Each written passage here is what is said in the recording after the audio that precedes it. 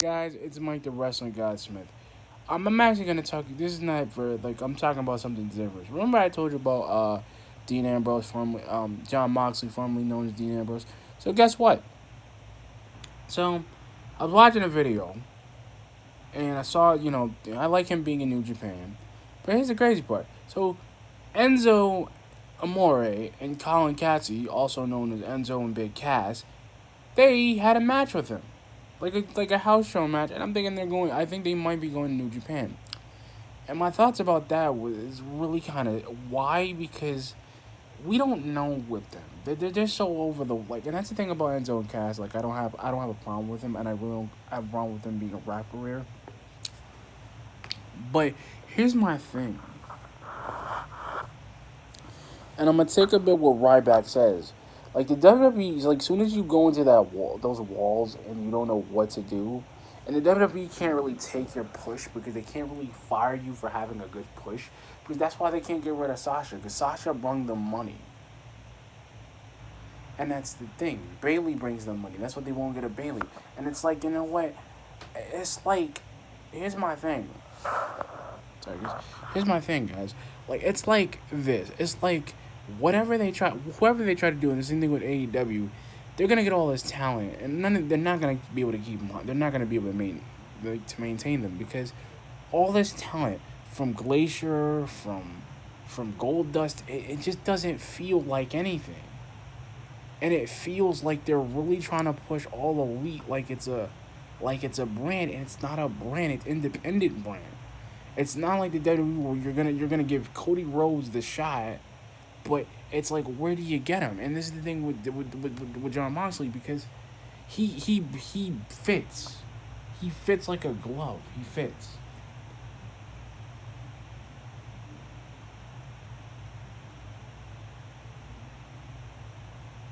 He fits.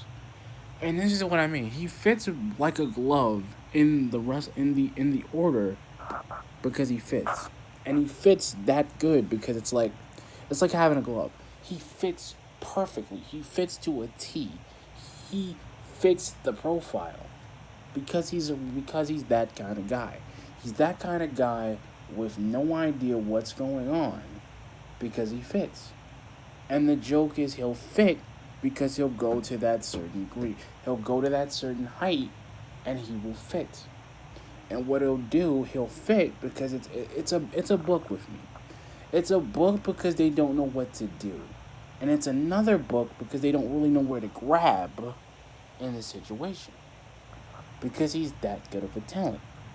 So Enzo and Cass, they could probably go to All Elite and just sandbag the WWE, just sandbag them like a Bret Hart and WCW thing. They can just sandbag the guy, say this, badmouth WWE, make a promo because that's what I think Bret Hart should have done. Because that's the problem. Nobody ever thinks about if you actually go to any other wrestling company, they're not gonna let you badmouth them. And the thing about the WWE, it's not a competition. It's not. And this is what I mean. I could see Enzo and Cass being in AEW, but I just don't know where to go with them because they're not. They're great wrestlers, but their push in the WWE was a really low push because it was a rise and fall thing, but it was really a fall because they never won. Cass couldn't even have a championship. He could have been an Intercontinental Champion if they knew how to build him and push him.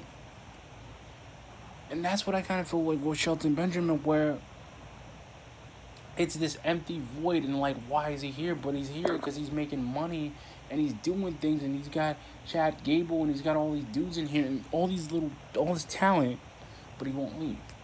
See, this is the thing. And then MVP will never come back because MVP thinks when he came to Impact, it wasn't really an impact because it was like, well, we've seen this dude before. We've seen what you can do, dude. You had your shot. You were in the WWE 2008, 2009, 2009. You were there. But then you just lived. You left, changed your image. You went a different way. It came back. You tried to do something with TNA and they couldn't really push you. You tried the whole manager stick it in more. And that's what I mean. Like, and this is how I mean, guys. Like, I'm not trying to make this a long video, and this is how I mean with Impact. Like, look at Rob Van Dam, right? Decorated WWE superstar, decorated TNA guy, decorated ECW guy. And here's the thing that makes me sick to my stomach about it. Why are they keeping him? They don't need him. Like they didn't need Tommy Dreamer. They didn't need him then. Tommy Dreamer was this one thing on the ECW that actually made it good, and him and Rob Van Dam. And all these dudes they had, they could not keep them. How in the heck did the ECW, the invasion, where the bloody heck was the Sandman? Where was he? Nah, but the Sandman comes out after what, like 15 plus years? Sabu comes back, but Sabu's still crazy and psycho? Come on. And that's what I mean, guys. I don't believe in a lot of things, and I really don't believe the fact that they're gonna let these dudes in here. This is what the wrestling business feels like. The wrestling business is not like the NBA where they're trading a guy, they bring back a legend. They never do, because here's the thing: there's so many guys from the WWE that got fired between the years, and they never thought about it. Like Matt Morgan. Matt Morgan could have been back and went to wrestling, but he didn't want to. It's his life. It's the wrestling. It's the wrestling know-how about everything, and that's the realism that nobody thinks about it because it's a bag. You see, everybody has a joke or a role to play because it's a role. And this is what should have happened with Matt Morgan too, with his push. And they could have had something with Matt Morgan if they knew how to push him. And TNA kind of knew what to do with him because he was a smart guy.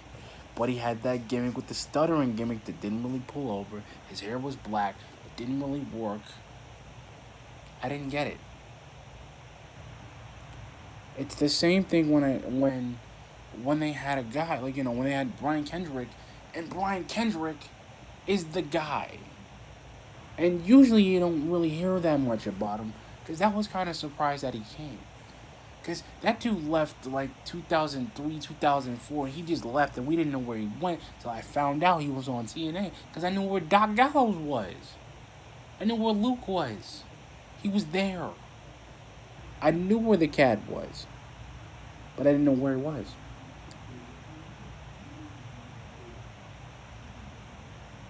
And then I didn't know where,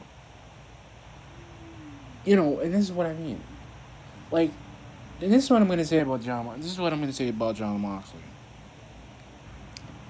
I think AEW has an investment in him that WWE didn't have. They didn't have. And that's the problem. Same thing with Mike Kanellis and Maria. They don't. It's something that WWE doesn't like. And for whatever reason, people don't like him on Mike Kanellis. It's like they like him on 205, but they didn't like him on SmackDown. They didn't even like him on Raw. And that's what I mean. It would have worked if he was a TNA guy. But his gimmick, his wrestling style just totally sucks. And that's what I mean. Like, they're really trying to put these guys like Arya Davari, who was there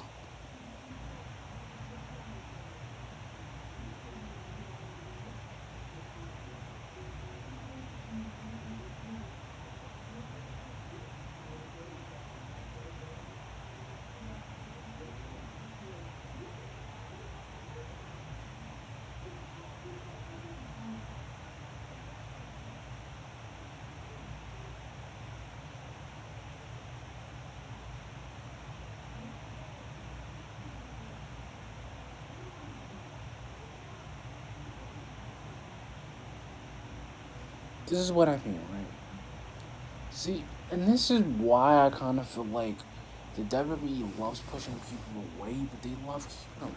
And that's the thing with Neville. They just couldn't push him anymore because he was good. They brought him when Don Cena was high, and they probably would have kept him if he had a role. And that's the thing. He was gifted enough to be a heel. And then he could have been more if they actually gave a crap and not try to run him. And that's what I mean. Like, the guys who came in NXT, the dudes who came from the rival, basically took their level and went to the main roster, didn't care how it was going to go down. Same thing with Punk. They had CM Punk and they screwed with him. They kept messing with him. He kept getting deal after deal after deal. And then that's the thing with Vince. They didn't know what to do with him. Triple H didn't know what to do with him because you can't give Punk. He's not gonna be satisfied. He's high maintenance. He's not gonna be satisfied about what he does.